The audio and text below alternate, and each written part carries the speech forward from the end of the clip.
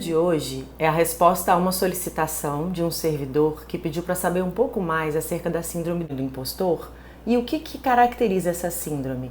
Sintomas de ansiedade, de insegurança e de dúvidas que a gente possa ter em relação à nossa própria capacidade. Esses sentimentos são muito comuns, são muito presentes em quem apresenta essa síndrome. Essa síndrome ela não é um transtorno psiquiátrico, ela não é um transtorno psicológico, mas ela pode afetar muito o nosso desempenho, a nossa sensação de bem-estar. E ela está muito relacionada não só com a nossa autoestima, mas com o quão pouco a gente conhece de verdade a nossa capacidade. Então, assim, existem alguns estudos atuais que falam a respeito da síndrome do impostor.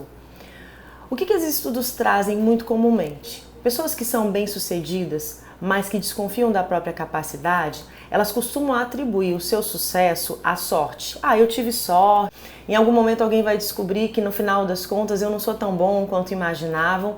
E aí, apesar de estarem trabalhando bem, apesar de terem um bom desempenho, elas são o tempo todo desconfiadas de que em algum momento alguém vai descobrir que no final das contas eu não passo de uma fraude. O psicólogo Gilmar Fidelis, professor convidado do Departamento de Saúde Mental da Faculdade de Medicina da Universidade Federal de Minas Gerais, tem se dedicado ao estudo dessa síndrome. O que ele tem discutido? Ele discute que essa síndrome ela é composta das seguintes características: ansiedade, dúvidas e insegurança contra as próprias capacidades, como eu disse há pouco, um sentimento de não merecimento do cargo ou do posto que eu ocupo. Isso leva constantemente a práticas de autossabotagem. Isso me deixa dependente da aprovação externa, porque se alguém não confirmar que eu fiz um bom trabalho, eu fico sempre duvidando. E aí, nesse sentido, nem todo trabalhos que a gente executa no dia a dia, que são rotineiros, nem sempre eles são referendados. Só que se a minha segurança no meu desempenho depende da referência do outro, quando essa referência não vem, eu começo a duvidar de que eu realmente executei um trabalho que seja eficiente, que seja efetivo. E eu tendo também a desqualificar os meus feitos pessoais e eu começo a achar que eles são atribuições ou de sorte, ou oportunismo. Por quê? Porque no final das contas eu acredito que eu estou simplesmente enganando as pessoas. Então, assim, eu não consigo acreditar e aceitar o meu próprio sucesso. Eu tendo a achar que, na verdade, eu estou ali porque, de alguma forma, eu dei a entender que eu era melhor do que eu realmente sou, né? O que vai acontecer? O Gilmar Fidelis, esse psicólogo que eu mencionei há pouco, ele tem coordenado o programa de tutoria da Faculdade de Medicina, sendo também psicólogo do Núcleo de Apoio Psicopedagógico aos estudantes da unidade. E ele tem descoberto que isso tem sido muito comum, por exemplo, em estudantes de medicina, que sempre duvidam do seu merecimento de estar ali e que acham, no fundo, que quando houver realmente um teste importante, eles vão simplesmente fracassar. O que é importante dentro disso, né? O que a gente vai fazer? A primeira coisa que a gente pode fazer, a gente pode procurar ajuda profissional para conversar sobre isso? Sim. Às vezes, assim, existe um mecanismo dentro da psicologia que a gente chama de avaliação terapêutica, que é você fazer uso de testes psicológicos, por exemplo, com um profissional, em que ele avaliando a sua real capacidade, ele pode discutir com vocês possibilidades e perspectivas. Você precisa necessariamente procurar uma ajuda profissional nesse sentido?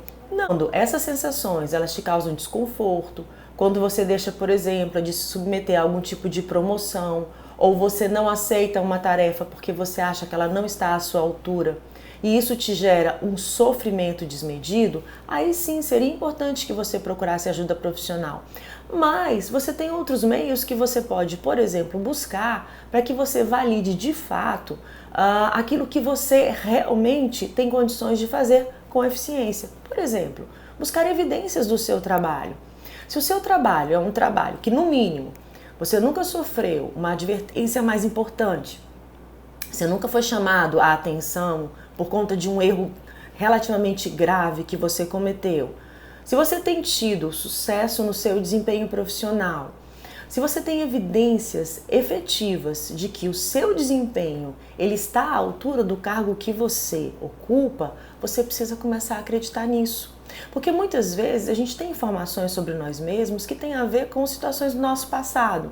experiências ruins que a gente teve, pessoas que desconfirmaram as nossas experiências e as nossas capacidades, e aí no fundo, ao invés de eu entrar em contato com aquilo que eu realmente, efetivamente sou e tenho capacidade de desempenhar, eu fico com essas informações funcionando como se fossem sombras, e o tempo inteiro eu acredito que eu vou ser de alguma forma desmascarado, as pessoas vão saber quem realmente eu sou. A melhor forma de lidar com isso é procurar realmente dados, evidências concretas de que sim, eu consigo fazer um trabalho efetivo e que sim, eu posso ser excelente dentro daquilo que é a minha capacidade. Mas eu não preciso ser excelente o tempo todo. Eu preciso trabalhar, por exemplo, com um caminho transitório entre a negligência e o perfeccionismo.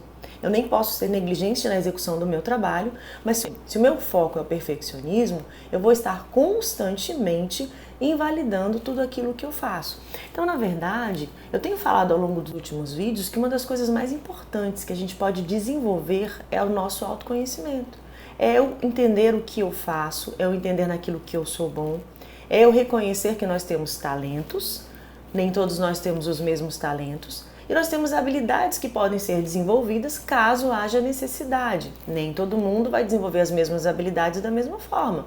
O que não significa que eu não possa melhorar naquilo que eu preciso melhorar, mas o fato de ter alguém que faz alguma coisa muito melhor do que eu não necessariamente faz com que eu seja uma pessoa incompetente ou desqualificada. Eu preciso só encontrar aquilo no qual eu sou realmente bom e aquilo que, de alguma forma, eu tenho uma deficiência ou uma limitação que, sendo importantes na execução das minhas tarefas de trabalho, eu posso sim buscar ajuda profissional para desenvolver, ou eu posso aprender a reconhecer as minhas qualidades, os meus talentos e reconhecer aquilo no qual eu preciso devotar um desenvolvimento maior.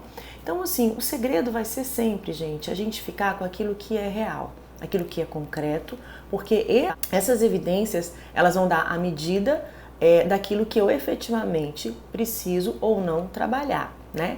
Então, eu espero, né, para a pessoa que pediu a produção desse vídeo, que tenha dirimido algumas dúvidas. Na verdade, assim, eu tenho me preocupado muito mais em pensar em dicas de como eu vou lidar com a situação do que necessariamente com a descrição do sintoma. Por quê? Porque se a gente descreve, tem várias coisas sobre a síndrome do impostor que a gente podia falar além daquilo que eu falei. Mas se a gente descreve a síndrome e as características, a gente, na verdade, cria várias identificações. Nossa, eu sou assim, eu sou assim. A grande questão é o que eu vou fazer com isso, né? E aí, assim, se vocês tiverem mais alguma sugestão de vídeo, conteúdo que vocês gostariam que fosse apresentado aqui para vocês, ou se vocês tiverem mais dúvidas e questões sobre a síndrome do impostor, vocês podem mandar, fazer os comentários aqui no vídeo.